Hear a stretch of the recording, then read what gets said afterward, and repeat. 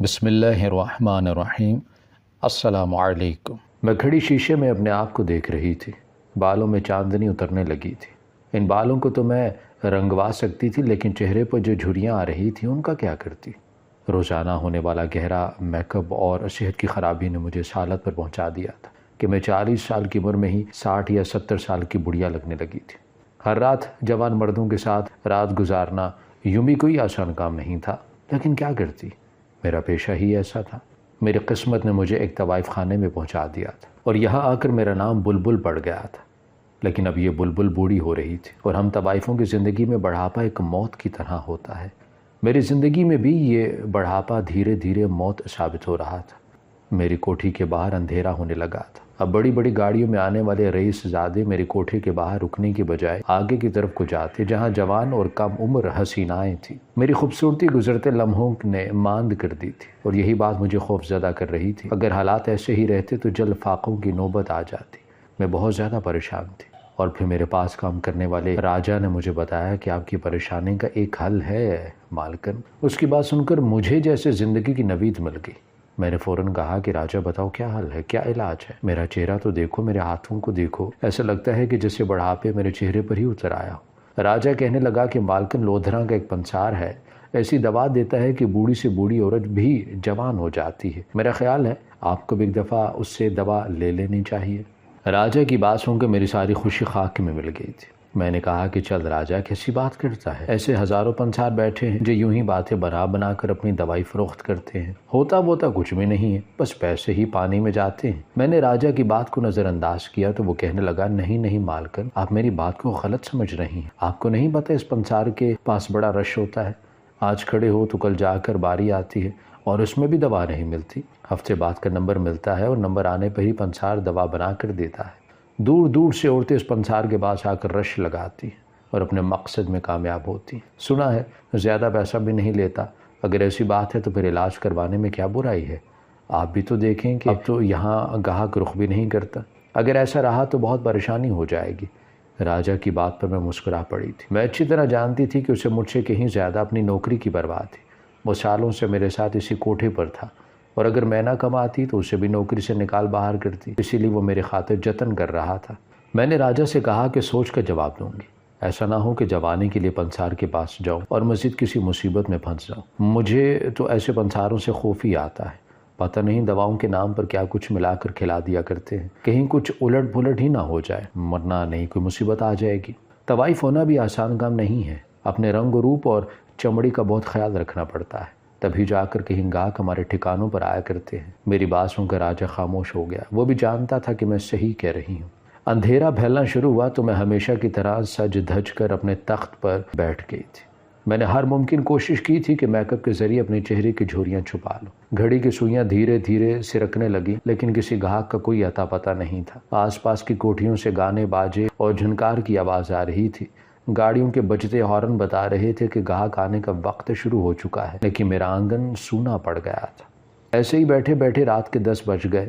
راجہ نے ایک اداس نظر مجھ پر ڈالی اور کہنے لگا، مالکن لگتا ہے اب یہاں کوئی نہیں آئے گا۔ میں نے اس کی بات کا کوئی جواب نہیں دیا۔ اتنے میں حویلی کا دروازہ کھلا اور اندر آنے والے شخص کو دیکھ کر میرے چہرے کا رنگ بدل گیا۔ وہ اس کوٹھی کا مالک تھا اور کرایہ طلب کرنے کے لیے آیا تھا۔ میرے پاس اسے پیسے دینے کے لیے 1 روپیہ بھی نہیں تھا۔ وہ 3 مہینے سے نہ جانے کتنے چکر کاٹ چکا تھا اور میں ہر بار اسے کسی نہ کسی طرح ٹال دیا کرتی تھی، لیکن آج اس کے ارادے مجھے نیک نہیں لگ رہے تھے۔ وہ مجھے دیکھ کر زور سے ہنسا اور کہنے لگا، کیوں بلبل، آج بھی تنہا بیٹھی ہو؟ تمہارے چہکنے کا وقت ختم ہو چکا ہے۔ مان لو کہ تم بوڑھی ہو گئی ہو، اور بوڑھی عورتوں کا ایسے دھندے میں کوئی کام ہے نہیں نا؟ یا تو میرا کرایہ دو یا پھر میری تم غلام بن جاؤ۔ ہر رات میری خدمت میں گزارنا اور میں تم پر اس حویلی کا کرایہ معاف کر دوں گا۔ اس خبیث آدمی کی بات سن کر میرا دماغ خراب ہونے لگا۔ میں نے غصے میں کہا کہ دفع ہو جاؤ یہاں سے، تمہیں سود سمیت تمہارا کرایہ دوں گی، بلکہ تمہارے منہ پر ماروں گی، لیکن مجھے اپنی غلامی میں لینے کی ہمت بھی مت کرنا۔ بلبل اپنی مرضی کے آدمی کے ساتھ رات گزارتی ہے، کسی کی غلامی نہیں کرتی۔ وہ زور سے ہنسا اور کہنے لگا، واہ رے واہ، جوانی چلی گئی لیکن تیری اکڑ نہ گئی۔ یاد رکھنا اب اس دہلیز پر کوئی نہیں آئے گا، لیکن پھر بھی تیری انا کی خاطر میں تجھے مہینے بھر کا وقت دیتا ہوں۔ اس 1 مہینے میں یا تو اپنا کوٹھا سجا کر میرے پیسے واپس کر، یا پھر میری باندی بن جا، اس کے سوا اور کوئی راستہ نہیں۔ مجھے 1 مہینے کا وقت دے کے چلا گیا اور میرے سر پر آسمان گر پڑا۔ میں جانتی تھی کہ اس 1 مہینے میں کچھ نہیں ہونے والا۔ میری آنکھوں سے آنسو آ گئے۔ راجہ نے میرے سر پر ہاتھ رکھا اور کہنے لگا، مالکن میں آپ کے ساتھ ہوں، آپ پریشان نہ ہوں۔ میں تو کہتا ہوں کہ ہم پنسار سے دوا لے کر آتے ہیں، دیکھنا کچھ ہی دنوں میں یہاں پھر سے رونق لگ جائے گی، لوگ پھر سے آپ پر پیسہ واریں گے اور اس مکان مالک کے پیسے آپ اس کے منہ پر دے مارنا۔ راجہ کی بات پر میں نے دکھ سے اسے دیکھا اور کہا کہ صحیح وقت پر صحیح فیصلہ کرتے تو آج یہ سب نہ ہو رہا ہوتا، نہ اپنے ماں باپ کا دل دکھاتی، نہ گھر سے بھاگتی اور نہ اس کوٹھے کی زینت بنتی۔ میری ماں کی بد دعاؤں کی وجہ سے میں آج یہاں پر موجود ہوں۔ کاش میں اپنے ماں باپ کا دل نہ دکھاتی تو آج میرا ایسا حال نہ ہوتا۔ ماضی میری آنکھوں کے سامنے کسی فلم کی طرح چلنے لگا تھا کہ کیسے میرے ماں باپ مجھے اپنی پلکوں پر بٹھایا کرتے تھے۔ اکلوتی اولاد تھی میں ان کا بس نہیں چلتا تھا کہ میری خاطر اپنی ساری خوشیاں قربان کر دیتے۔ ساری زندگی میں نازوں میں پلی بڑی تھی، لیکن جیسے ہی جوانی میں قدم رکھا، نہ جانے کہاں سے فرقان میری زندگی میں چلا آیا اور اس نے ایسی تباہی مچائی کہ سب کچھ برباد ہو گیا۔ اپنی محبت کی پٹی میری آنکھوں پر باندھی اور مجھے میرے ہی ماں باپ کے خلاف برگلا دیا۔ میں نے اماں ابا کو فرقان کے بارے میں بتایا تو انہوں نے صاف انکار کر دیا، کہنے لگیں کہ وہ لڑکا اچھا نہیں ہے، نہ ہی کماتا ہے، نہ ہی پڑھا لکھا ہے، تمہارے قابل ہی نہیں ہے۔ اماں ابا کی بات سن کر مجھے وہ لوگ اپنے دشمن لگنے لگے۔ فرقان نے تو مجھے پہلے ہی کہہ دیا تھا کہ تمہارے ماں باپ نہیں مانیں گے، خاموشی سے میرے ساتھ چلو، لیکن پھر بھی میں نے کوشش کی تھی اور نتیجہ دیکھ لیا تھا۔ ابا نے میرا رشتہ خود ہی اپنے چھوٹے بھائی کے بیٹے طلحہ کے ساتھ کر دیا، اور یہی وہ وقت تھا جب فرقان نے مجھے مجبور کیا کہ میں رات کے اندھیرے میں اپنا سامان لے کر گھر سے بھاگ چلوں۔ پہلے تو ماں باپ کی عزت کا سوچ کر میں نے انکار کیا، لیکن پھر فرقان نے یقین دلایا کہ ہم نکاح کر کے صبح تک لوٹ آئیں گے، اور میں اس کی باتوں میں آ گئی۔ میں نے کچھ ضرورت کا سامان باندھا اور بنا ماں باپ کو بتائے آدھی رات کو گھر سے نکل پڑی۔ مجھے کیا معلوم تھا کہ محبت کے نام پر مجھے کیسا روگ ملنے والا ہے۔ فرقان یہ کہہ کر مجھے اس حویلی لایا تھا کہ یہ اس کے بابا کی حویلی ہے اور اس کے گھر والے شادی کے لیے راضی ہیں۔ میں بھی ہواؤں میں اڑنے لگی، اتنی بڑی حویلی، اتنے امیر لوگ، وہ مجھے بڑی سی گاڑی میں یہاں تک لے کر آیا تھا۔ جب اندر آئی تو یہاں رنگ برنگے لوگ دیکھ کر کچھ پریشان ہوئی، مگر فرقان کہنے لگا، ابا نے ہماری شادی کا جشن رکھا ہے، وہ چاہتے ہیں کہ دھوم دھام سے ان کے اکلوتے بیٹے کا نکاح ہو۔ اس کی بات سن کر میں پرسکون ہو گئی تھی۔ وہاں ایک عورت موجود تھی، فرقان نے بتایا کہ یہ میری ماں ہے۔ وہ خوب تیار سجی سوری تھی، اس نے میرے ہاتھ میں ایک سرخ رنگ کا جوڑا رکھا اور کہنے لگیں، جاؤ بیٹی تیار ہو جاؤ، آج کی رات ہماری زندگی کی بہت خوبصورت رات ہونے والی ہے۔ اپنے ہونے والی ساس کے منہ سے ایسی بات سن کر میں شرما گئی۔ عمر بھر کیا تھی، میں صرف 16 سال کی ہی تو تھی۔ دل میں محبت کے جذبات گدگدانے لگے اور میں وہ سرخ جوڑا لے کر ایک کمرے میں چلی گئی۔ مجھے وہاں پر کچھ لڑکیوں نے دلہنوں کی طرح سجا دیا۔ حیرت کی بات تو یہ تھی کہ وہ سب بھی بہت تیار تھی، رنگ برنگے کپڑوں میں بہت ہی خوبصورت تتلیوں جیسی لگ رہی تھی۔ اب مجھے نکاح کا انتظار تھا۔ وہ لڑکیاں کہنے لگیں کہ ہم سارے انتظامات دیکھ کر آتے۔ میں خاموشی سے بیٹھی خود کو شیشے میں دیکھ رہی تھی۔ حسن مجھ پر ٹوٹ کر برسا تھا کہ اتنے میں کمرے میں کوئی مرد آیا اور اس نے اندر سے دروازے کی کنڈی لگا لی۔ میں ایک دم ہی گھبرا گئی اور پھر میں کھڑی ہو کر پوچھا، کون ہو؟ تو کہنے لگا کہ تیرا شوہر۔ یہ سن کر میرے سر پر آسمان گر پڑا۔ میں نے کہا کہ کون ہو تم، یہاں کیا کر رہی ہو؟ فرقان کہاں ہے؟ وہ آدمی زور سے ہنسا اور کہنے لگا، سچی تو کہہ رہا ہوں، میں ہی تیرا شوہر ہوں۔ پورے 10,000 روپے میں آج کی رات کے لیے تجھے خریدا ہے۔ اب یہاں ہر رات تیرا ایسا ہی شوہر آیا کرے گا، اور جسے تو فرقان کہہ رہی ہے وہ فرقان نہیں، وہ تو شاہ میر ہے، شاہ میر۔ اس کے 1000 نام ہیں، تو بتا اس نے تجھے کون سا اپنا نام بتایا ہے؟ اس آدمی کی زبان سے ہونے والے ہولناک انکشافات نے میری روح لرزا کے رکھ دی تھی۔ لمحوں میں مجھے فرقان کا رچایا کھیل سمجھ آ گیا تھا۔ میں وہیں چکرا کر زمین پر گر پڑی تھی، اور پھر اس آدمی نے اس رات جو کچھ میرے ساتھ کیا، میری چیخیں آسمان تک بلند ہونے لگی، لیکن وہاں میری چیخیں سننے والا کوئی بھی نہیں تھا۔ میں بے یار و مددگار تھی، میں نے اپنے لیے یہ خاردار راستہ خود چنا تھا، اور اب یہ کانٹے میرے تن بدن میں چبھ رہے تھے۔ صبح کا سورج میری بربادی کا پیغام لے کر آیا تھا۔ میں اپنی عزت گوا چکی تھی۔ وہ مرد مجھے جس حالت میں بستر پر چھوڑ کر گیا تھا، میں اٹھ کر بیٹھنے کے قابل بھی نہیں تھی۔ محبت کا بھوت سر سے اترا تو ماں باپ کی یاد ستانے لگی، لیکن یہاں سے واپسی کا کوئی راستہ ہی نہیں تھا۔ بہت زور لگایا، بہت کوشش کی، روئی چلائی، لیکن کسی نے مجھے واپس نہ جانے دیا۔ اور پھر ایک دن موقع ملا تو مہینے بعد میں یہاں سے فرار ہوئی اور سیدھے اپنے گھر پہنچ گئی۔ لیکن وہاں جا کر تو مجھ پر ایک نئی قیامت ٹوٹ پڑی۔ پتہ چلا کہ میرے ماں باپ نے خودکشی کر لی ہے۔ میری ماں صدمے سے پاگل ہو کر گلیوں میں یہاں وہاں پھرنے لگی ہے۔ محلے والوں نے مجھے دیکھا تو مجھ پر پتھر برسائے اور کہنے لگیں کہ تیری جیسی بیٹی ہونے سے تو اچھا ہے انسان بے اولاد رہ جائے۔ میں ہر طرف سے خالی ہاتھ خالی دامن رہ گئی تھی، اور پھر اس سے پہلے کہ میں اپنی ماں کو ڈھونڈ پاتی، نگینہ بائی کے بندوں نے مجھے ڈھونڈ لیا تھا۔ وہ لوگ میری تلاش میں میرے پیچھے آ گئے تھے اور اس کے بعد مجھ پر اسی حویلی میں سخت پہرا بٹھا دیا گیا۔ ویسے بھی مجھ میں واپس جانے کی امنگ ختم ہو چکی تھی، میرے لیے جو کچھ باقی ہی کہاں بچا تھا۔ دھیرے دھیرے میں نے سچ کو قبول کر لیا، اب زندگی اسی کوٹھے اسی حویلی میں گزرتی ہے۔ نگینہ بائی کا راج ختم ہوا تو میرا راج شروع ہو گیا، لیکن میں نے کبھی کسی ایسی لڑکی کا استعمال نہ کیا جس سے زبردستی یہاں لایا گیا ہو۔ میں اکیلی ہی اس کوٹھے پر رہ گئی، کیونکہ میں لڑکیوں کی خرید و فروخت کا کام نہیں کرتی تھی۔ جو اذیت مجھ پر گزری تھی میں وہ کسی اور لڑکی کی جھولی میں نہیں ڈال سکتی تھی۔ مجھے ایسا کرنے کی ضرورت بھی نہیں پڑی، کیونکہ میں اپنے آپ میں ہی اتنی حسین تھی کہ دور دور سے گاہک صرف میری خاطر یہاں آتے اور مجھ پر ہزاروں روپیہ لٹاتے۔ لیکن جوانی ہمیشہ تو نہیں رہتی نا، اور یہی میرے ساتھ بھی ہوا۔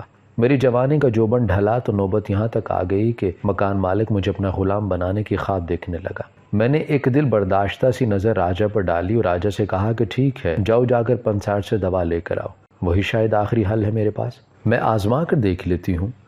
میری بات سن کر راجہ خاموش ہو گیا، کہنے لگا مالکن یقین کریں واقعاً آپ کے دن بدل جائیں گے۔ میں نے سن رکھا ہے کہ اس پنسار کے ہاتھوں میں جادو ہے، جادو۔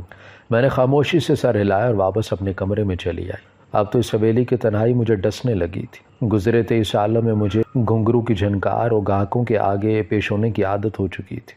نیند میری آنکھوں سے اڑ گئی تھی۔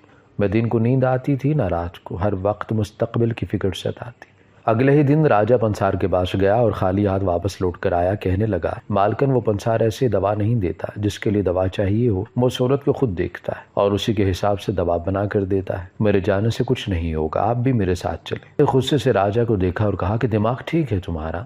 بھلا ایسی جگہ میں کیسے جا سکتی ہوں؟ لوگ مجھے دیکھتے ہی میری شناخت پہچان جاتے ہیں، لوگ پتھر ماریں گے ہمیں۔ راجہ کہنے لگا مالکن آپ کچھ زیادہ ہی سوچ رہی ہیں، ایسا کچھ نہیں ہوگا۔ آپ برقع پہن لیں، نقاب کر لیں، کوئی آپ کو نہیں پہچانے گا۔ ویسے بھی وہاں ساری عمر رسیدہ عورتیں اپنے اپنے مطلب ہی سے تو آتی ہیں، سب ایک دوسرے سے منہ چھپاتی ہیں تاکہ کسی کو کسی کی عمر پتہ نہ چلے۔ پہلے تو میں نے صاف انکار کیا، لیکن پھر گھر کے حالات دیکھتے ہوئے میں نے راجہ کی بات مان لی اور اگلے دن برقع پہنے نقاب لگائے اس پنسار کے پاس پہنچ گئے۔ اس کی دکان کے باہر ایک لمبی قطار لگی تھی، بہت سی عورتیں تھیں، سبھی اپنا اپنا منہ چھپا رہی تھی۔ میں بھی وہیں کھڑی ہو گئی۔ ساتھ والی ایک عورت نے مجھ سے بات کرنی چاہی، لیکن میں نے کوئی جواب نہ دیا۔ مجھے ڈر تھا کہ کسی کو پتہ نہ چل جائے کہ میرا تعلق کہاں سے ہے۔ کوئی دوپہر کے بعد میرا نمبر آیا تھا، مجھے وہاں موجود آدمی کو اپنا چہرہ دکھانا تھا اور اس کے پورے 1 ہفتے بعد پنسار مجھے خود خاص دوا بنا کر دیتے جس سے میں دوبارہ جوان ہو جاتی، لیکن مجھے اپنا چہرہ دکھاتے ہوئے خوف محسوس ہو رہا تھا۔ مجھے ڈر لگ رہا تھا کہ کہیں دنیا مجھ پر دوبارہ پتھر نہ برسا دے، مگر وہاں بیٹھا آدمی کہنے لگا بی بی جب تک اپنا چہرہ نہیں دکھاؤ گی ہم تمہاری دوا کیسے بنائیں گے؟ ہر کسی کی دوا اس کی عمر اور اس کی جلد کے مطابق ہی تو بنائی جاتی۔ نہ چاہتے ہوئے بھی میں نے اپنے چہرے پر سے نقاب ہٹا دیا تھا۔ اس نے میرا چہرہ دیکھا اور پھر ایک کاغذ پر کچھ لکھنے لگا، لیکن اس کی نظروں میں مجھے عجیب سی چبھن محسوس ہوئی تھی۔ اس نے میرا نام پوچھا تو وہ میرے حلق میں گلٹی سی ابھری تھی، تو خود اپنا اصلی نام میں بھول چکی تھی۔ سالوں سے میرا نام بلبل پڑا ہوا تھا اور میں خود بھی اپنے اسی نام سے واقف تھی۔ اس آدمی نے دوبارہ سے میرا نام پوچھا تو میں نے بڑی مشکل سے خود پر قابو پایا اور بہت آہستہ آواز میں بتایا کہ میں نور فاطمہ ہوں۔ اس نے حیرت سے مجھے دیکھا اور پھر کاغذ پر نام لکھ دیا۔ شاید میرے اتنے مشکل سے نام بتانے پر وہ حیران رہ گیا تھا۔ اس نے کاغذ میرے ہاتھ میں تھمایا اور کہنے لگا کہ بی بی آپ 1 ہفتے بعد آنا، پنساٹ صاحب خود تمہیں دوا بنا کر دیں گے اور استعمال کا طریقہ بھی بتائیں گے۔ میں واپس لوٹ آئی تھی۔ راجہ کو پوری امید تھی کہ یہاں سے میری جوانی مجھے واپس مل جائے گی، میرا کاروبار پھر سے چمک اٹھے گا، لیکن پتہ نہیں کیوں میرے دل میں عجیب سے خیالات آ رہے تھے۔ جب سے میں وہاں سے لوٹی تھی خود کو بہت بے چین محسوس کر رہی تھی۔ میں نے اپنا برقع اتار پھینکا اور حویلی کے ایک کونے میں بنے کمرے میں گئی جہاں نگینہ بائی چارپائی پر اپنی زندگی کی آخری سانسیں لے رہی تھی۔ مجھے دیکھ کر اس کے چہرے پر چمک آئی تھی۔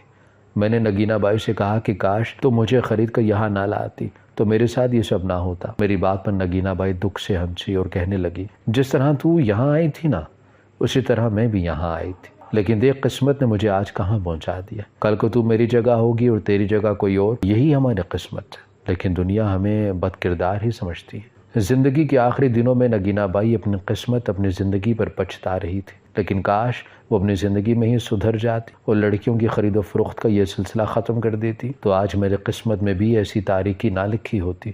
دن پر دن گزر رہے تھے، کوٹھا خالی پڑا تھا۔ پورے ہفتے بعد راجہ کہنے لگا مالکن آج آپ کو پنسار کے پاس جانا ہے، آج آپ کی دوا ملنے کا دن ہے، دیکھنا آپ پہلے کی طرح حسین ہو جائیں گے۔ راجہ کی بات پر میں ہنس پڑی اور کہنے لگی چل دیکھ لیتے ہیں تیرے پنسار کی دوا میں کتنی طاقت ہے۔ بڑی تعریفیں کر رکھی ہیں نا تو نے، اب دودھ کا دودھ اور پانی کا پانی ہو جائے گا۔ راجہ مجھے لے کر خوشی خوشی پنسار کے پاس گیا۔ ایک چھوٹے سے کمرے میں پنسار جی اکیلے بیٹھے تھے اور باری باری ایک عورت کو اندر بلا کر اس کی دوا دے رہے تھے۔ جو میری باری آئی تو میں بھی اندر چلی گئی۔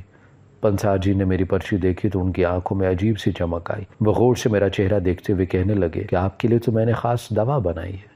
مجھے ان کی بات سمجھ نہیں آئی۔ انہوں نے ایک پاؤڈر نکال کر میرے سامنے رکھا اور کہنے لگے پہلے اسے کھا لے، پھر میں آپ کو باقی کی دوا کا طریقہ بتا دیتا ہوں۔ میں نے خاموشی سے وہ پاؤڈر پانی میں گھول کر ان کے سامنے ہی پی لیا۔ پنسار جی نے دوا کی کچھ پڑیاں میرے سامنے رکھی اور اپنے منہ پر لگایا۔ بڑا سا چشمہ اتار کر ٹیبل پر رکھا تو میرے قدموں تلے سے زمین نکل گئی۔ چشمے کی وجہ سے چہرے کی خد و خال کافی حد تک چھپے ہوئے تھے، لیکن چشمہ اترتے ہی وہ چہرہ مجھے صاف دکھائی دے رہا تھا جسے میں اچھی طرح پہچانتی تھی۔ مجھے ایسا لگ رہا تھا جیسے کسی نے میرے سر پر آسمان گرا دیا ہو۔ میں خاموشی سے ٹکٹکی باندھے اس شخص کو دیکھ رہی تھی جو پنسار بنا میرے سامنے بیٹھا تھا۔ اس کے چہرے پر ایک ہلکی سی مسکراہٹ آئی اور وہ کہنے لگا کہ پرچی پر جب میں نے تمہارا نام پڑھا تھا تو میں خود بخود ہی ذہن تمہاری طرف چلا گیا تھا۔ دل کہنے لگا کہ یہ تم ہی ہوگی، لیکن اتنے سالوں بعد تم سے دوبارہ ملنے کا میں نے کبھی سوچا بھی نہیں تھا، اسی لیے کچھ تذبذب کا شکار تھا۔ اور پھر میرے شاگرد نے میرے پوچھنے پر تمہارا حلیہ بتایا تو مجھے یقین ہونے لگا کہ قسمت نے تمہارا اور میرا ملنا لکھ دیا ہے۔ تم اندر آئی تو میرا شک یقین میں بدل گیا۔ تم وہی ہو جس کے لیے میں نے اپنی زندگی کے 23 سال گزارے ہیں۔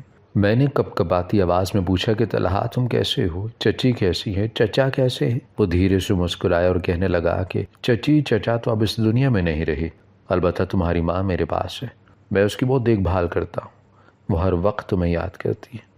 اب ماں کے ذکر پر میری آنکھوں سے آنسو بہنے لگے تھے۔ نور فاطمہ تم کہاں چلی گئی تھی؟ میں نے تمہیں کہاں کہاں نہ تلاش کیا، اور اگر مہینے بعد بھی لوٹ کر آئی تھی تو کم سے کم میرے گھر تو آتی، مجھ سے ملاقات تو کرتی۔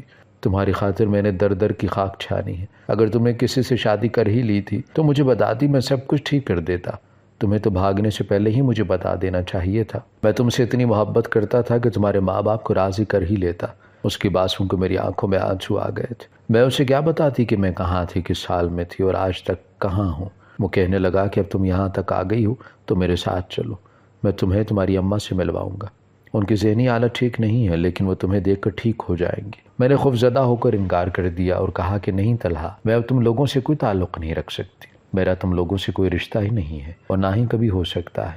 مجھے ڈر لگ رہا تھا کہ کہیں طلحہ میری حقیقت سے واقف نہ ہو جائے، اسے پتہ نہ چل جائے کہ میں ایک طوائف زادی بن گئی ہوں۔ مجھ میں اتنی ہمت نہیں تھی کہ میں اپنے ہی گھر والوں کے ہاتھوں ذلیل ہو جاتی۔ طلحہ نے میرا ہاتھ پکڑ لیا اور کہنے لگا میں جانتا ہوں کہ تم یہ دوا لینے کیوں آئی ہو۔ مجھے میرے شاگرد نے جب تمہارے بارے میں بتایا، ساتھ ہی اس نے تمہاری حقیقت بھی بتا دی۔ وہ تمہیں پہچانتا تھا۔ مجھے نہیں معلوم کہ تم اس مقام پر کس طرح پہنچی ہو، کس نے تمہیں دھوکہ دیا ہے اور تم پر کیا گزری، لیکن میں اتنا جانتا ہوں کہ میں نے تمہاری خاطر یہ 23 سال دن رات اذیت میں کاٹے ہیں۔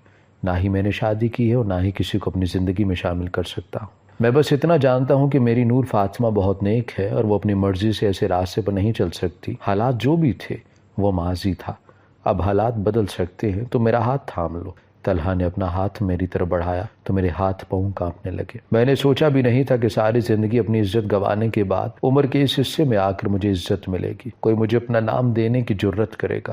میں نے طلحہ سے کہا کہ ایک دفعہ میرا سارا سچ جان لو، اس کے بعد کوئی فیصلہ کر لینا، لیکن اس نے انکار کر دیا۔ وہ کہنے لگا کہ محبت میں سوال جواب نہیں ہوتے، جہاں محبت ہوتی ہے وہاں خطائیں معاف کر دی جاتی۔ میں نے تمہاری ہر غلطی معاف کی ہے، میں تم سے نکاح کرنا چاہتا ہوں، ہم دونوں مل کر تمہاری اماں کو بھی ٹھیک کر دیں گے۔ سالوں بعد مجھے میرا مقام واپس ملنے جا رہا تھا، میں چاہ کر بھی انکار نہ کر سکی۔ طلحہ نے وہ ساری دوائی لی اور کچرے کے ڈبے میں ڈال، کہنے لگا کہ مجھے تم ایسے ہی خوبصورت لگ رہی، یہ سب کھانے کی تمہیں کوئی ضرورت نہیں۔ اس کی بات پر میری آنکھوں میں خوشی کے آنسو آ گئے تھے۔ وہ مجھے ایسے ہی اپنانے کو راضی تھا جیسے میں تھی۔ میں نے راجہ کو اندر بلایا اور اس کے ہاتھ میں کچھ پیسے پکڑائے، اسے کہا کہ نگینہ بائی کا خیال رکھے اور اسے اپنی شادی کا بتا کر خدا حافظ کہہ دیا۔ میرے بارے میں جان کر راجہ بھی بہت خوش ہو گیا تھا۔ وہ کہنے لگا کہ مالکن آپ بہت اچھی، آپ نے کبھی کسی لڑکی کی زندگی برباد نہیں کی، آج اسی لیے خدا نے آپ کا گھر آباد کر دیا ہے۔ وہ مجھے دعائیں دیتا چلا گیا تھا اور میں طلحہ کا ہاتھ پکڑ کر گھر چلی آئی تھی۔ آج بھی طلحہ کی دوا سے بہت سی عمر رسیدہ عورتیں دوبارہ سے جوان نظر آنے لگتی ہیں۔ خدا نے اس کے ہاتھ میں بہت شفا دی ہے اور شاید یہ اس کی نیک نیتی اور خدا ترسی کا نتیجہ ہے۔ میں نے خدا سے اپنے تمام گناہوں کی معافی مانگ لی ہے۔ میں آج تک جس راستے پر چلی تھی اس پر مجھے زبردستی ڈالا گیا تھا، لیکن جب مجھے واپسی کا راستہ ملا تو میں لوٹ آئی تھی۔ میں نے اپنے خدا کے آگے اپنا سر سجدے میں جھکا دیا۔ مجھے یقین ہے کہ میرا خدا مجھے معاف کرنے والا ہے اور میرے گناہوں کو معاف کر دے گا۔ میں اب پردہ کرتی ہوں اور طلحہ کے سائے میں عزت کی زندگی گزار رہی ہوں۔ آپ لوگ میرے حق میں دعا کیجئے گا۔ میری سب بہن بیٹیوں سے درخواست ہے کہ کبھی اپنے گھروں کی دہلیز غیر مردوں کے لیے نہ پھیلائیں گے۔ یہ غیر مرد کبھی بھی ہمارے باپ کی جگہ یا بھائی کی جگہ نہیں لے سکتے۔ یہ کبھی ہمیں وہ عزت نہیں دے سکتے جو ہمارا حق ہے۔ ہماری ویڈیو اگر آپ کو پسند آئی ہے تو ضرور لائک کیجئے، اپنی رائے دینا چاہیں تو کمنٹس کیجئے، اچھی لگے تو شیئر کیجئے۔ اس کے ساتھ ساتھ اگر آپ نے ہمارا چینل سبسکرائب نہیں کیا تو ضرور کیجئے اور بیل آئیکن پر لازمی کلک کیجئے تاکہ ہماری ہر آنے والی ویڈیو آپ تک بر وقت پہنچ سکے۔